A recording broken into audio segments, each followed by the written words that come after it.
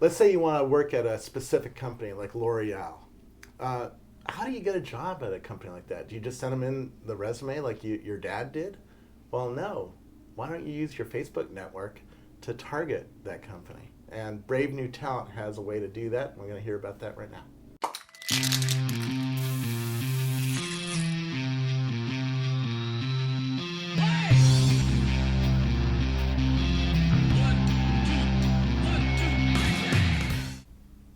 Who are you?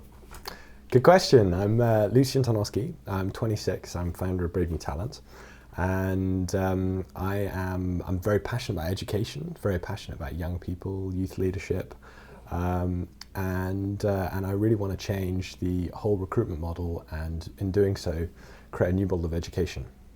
So I have a brother-in-law who's laid off, and another brother-in-law just got a job. So I'm pretty familiar with how people find jobs today, and most of them, poke through LinkedIn trying to find some new person at a company who has a job open and wish for the best, right? But you have a better idea.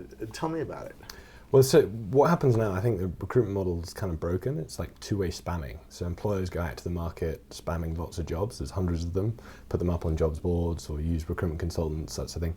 And candidates go back and spam. They go apply, and there's this kind of broken model going on. What we want to do is flip that whole model and say, rather than the employer going out to the mass market, what we do is build communities for employers. So build talent communities, but professional talent communities. And so we can do that sitting on top of Facebook. So rather than worrying as a job seeker, worrying that an employer could see your Facebook profile and what you did last night, we create you a professional profile, which you can then link to any employer that you're interested in. See, number one, all your friends that work at that employer, your friends of friends that work there, but also see their tweets, their blogs, their YouTube videos, their news stories, all their jobs in one place. Coming soon, LinkedIn as well, right? Bringing very soon we'll bring your whole LinkedIn graph as well. So as well as your social graph from Facebook, your friends, it'll bring your professional connections in from LinkedIn. But what it does is let you see all this from within Facebook. And so you can keep up to date with employers you're interested in from within Facebook, and ultimately use your network to get a better job.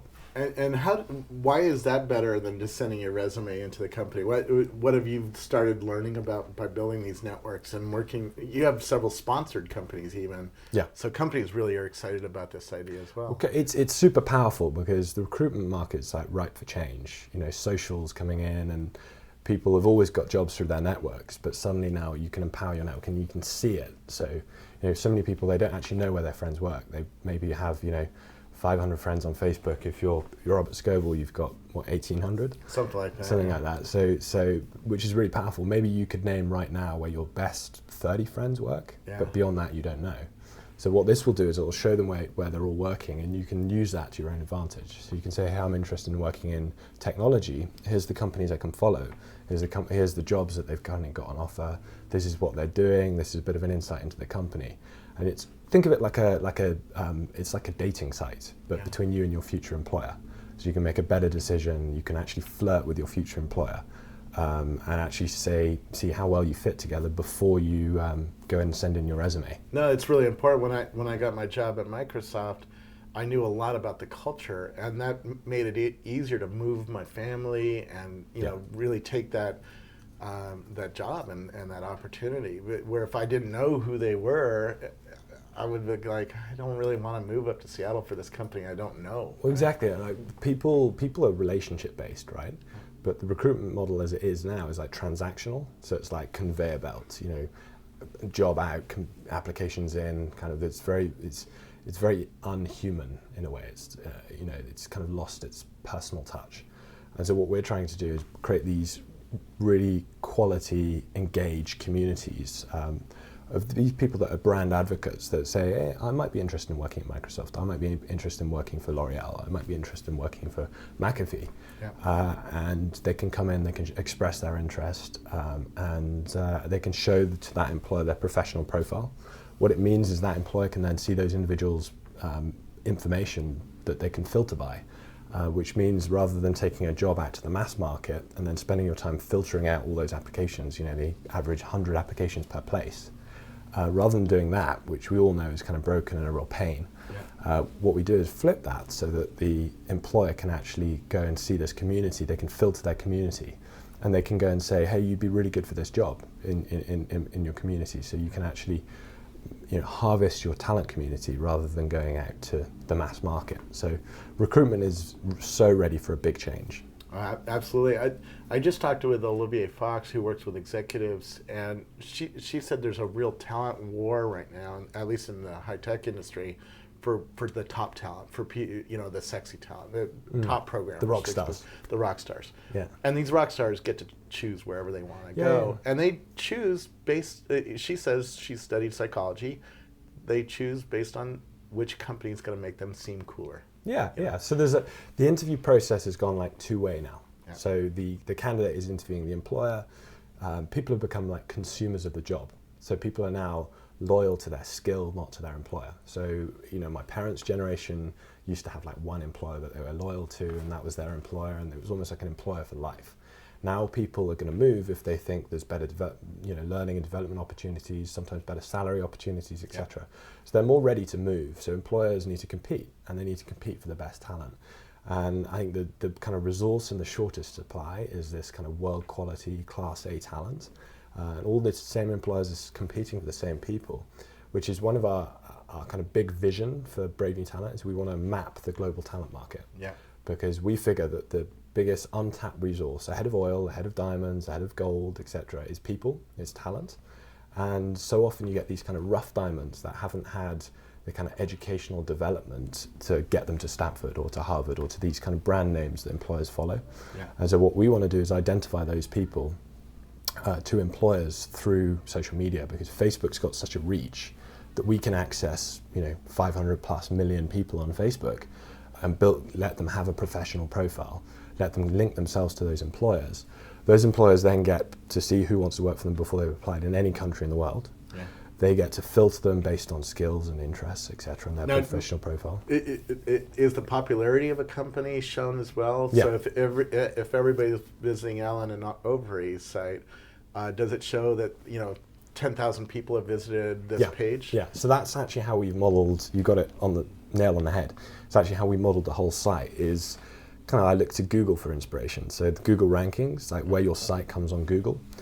We did something similar. So I call it an ego trap for companies, because if you think about how companies want to compete with each other as the best employer. So how the site works is the company that comes at number one is the company with the biggest community. Company at number two with the second largest. So, and that applies down to industry. So, for example, we've got 3 of the top 20 law firms on as clients. And so the company at number one is the one with the largest community, Allen Overy in this case. Yeah. But all the law firms are competing to get more popular. So I think is it a mixture of your personal friends who are part of that company as well? No, it's well, that's where the recommendations work, because what we really want to do is say, based on your profile, so I can show you things, I can show you the percentage of your friends that work in technology and media and other industries. And it's like, based on your friend network, we think these employers would be a right match for you. Based on your interests, we think these employers would be a right match. So, and that's why Google came up. Yeah, so you had Google, right? Salesforce, Apple, based on your interests, because that's where our recommendations work. So what we want to do is take a lot of the kind of chance and luck out of people just landing a job. So many people, it's like I mentioned dating. Yeah. Recruitment right now is like going up the street asking any girl to marry you just because she's a girl. Yeah. It's just like, you just want a job. Doesn't matter what job, you just want a job. And so people get applying to all these various jobs that we're awash with jobs on all the job boards. What we want to do is create these relationships where they can actually flirt with their future employer and say, rather than will you marry me now, actually what's in it for me? Is this a right match for me? And everyone wins, because people end up in happier jobs. They end up doing something they love. Yeah. They ended up finding a job that matches to their interests and their skills. And employers get more engaged in employees that are more relevant to what they need, and they make better hires. Now, Rackspace, we work for Rackspace, and we're hiring, right? Yeah. So how do we work with you to build a better case or build a better community around the Rackspace brand, so more people, more of those star programmers come and work for us? So I think watch this space, because I'm in touch with your guys about this, and I think they really like the product. So Rackspace has already got a community that sits on various places. So you've got your followers on Twitter, you've got your community, your people that subscribe on YouTube, you've got Rackspace on Facebook, etc., LinkedIn. But the thing is Facebook, LinkedIn, Twitter were not created for recruitment, so they're kind of surface deep, they're kind of shallow. They don't let the recruiter go really in depth. Yeah. So let me give you an example. They can't, Rackspace's followers on Twitter cannot be segmented. So when you send a tweet out, it has to go to everybody. Yeah. So if you've got a job over in the States, it's unrelevant to the guys in London that are following you, your UK followers. Yeah. You can't segment. Same on Facebook, actually. You can't segment in any way. Whereas on BraveNewTalent, you can go in and you can say, right, who are my followers in the US? Who are my followers in the UK? Who are my followers in Texas? Who are my followers at Stanford that are studying computer science? And so you can actually go and create a different mini community, a segmented community.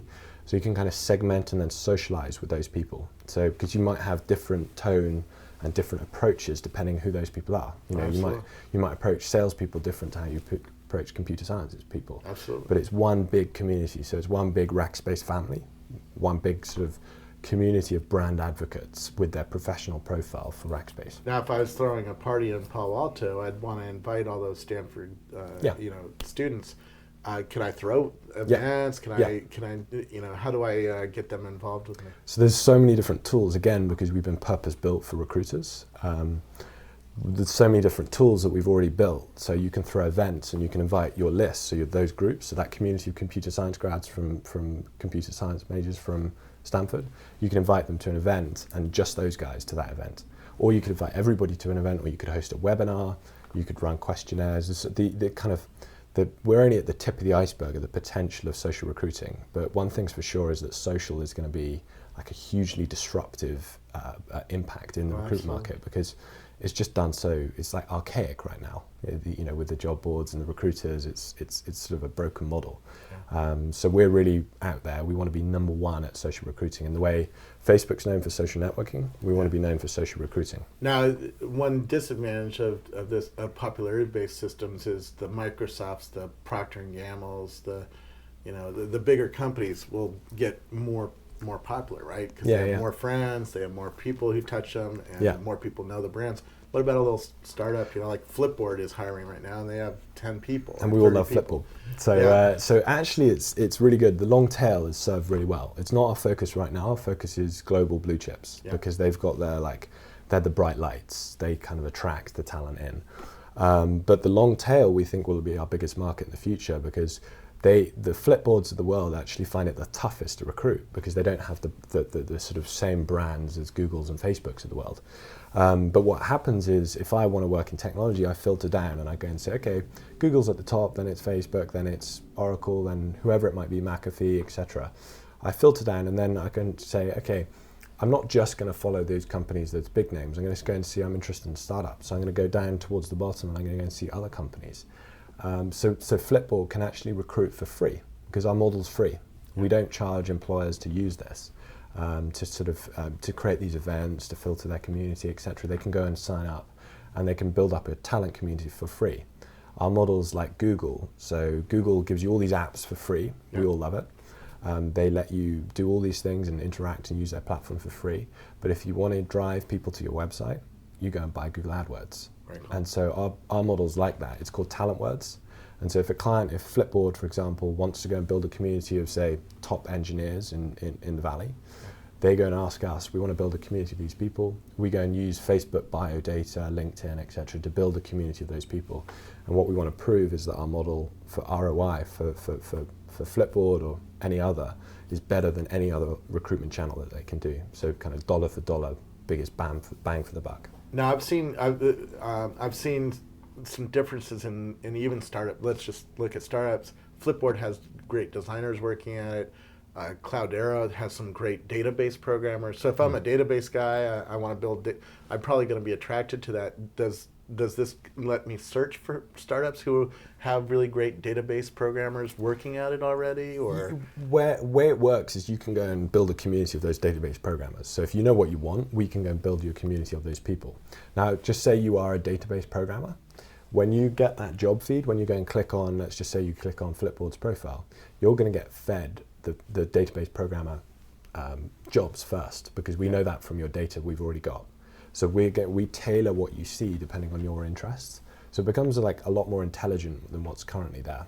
But I'd say what you see now is just the tip of the iceberg, and really our kind of vision is 2 steps. Number one, we want to challenge the whole way recruitment's done. So take it from jobs out to the mass market to kind of community building. And number 2, once these communities exist, we want to give employers the opportunity to train and develop their candidates off the payroll.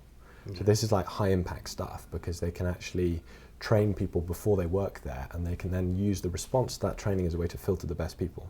Okay. So that's like world-changing stuff, because when the kind of formal education system is not fit for purpose, it's kind of a product of the industrial age and old school, and it's kind of not scaling, etc. Now we're in the digital age, and we've gone through kind of what I call the digital enlightenment. The education system's still in the old world, and companies require people to approach work in very different ways with different skill sets.